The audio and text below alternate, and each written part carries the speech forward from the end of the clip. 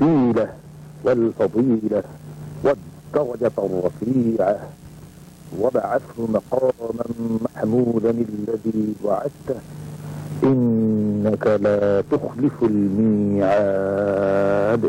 হে আল্লাহ, এই পরিপূর্ণ আহ্বান এবং এই নামাজের তুমি প্রভু।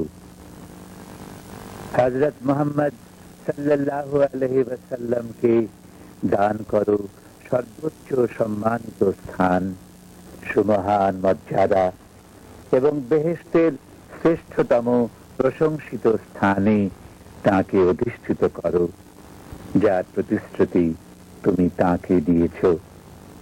নিশ্চয়ই তুমি ভঙ্গ করো না অঙ্গীকার।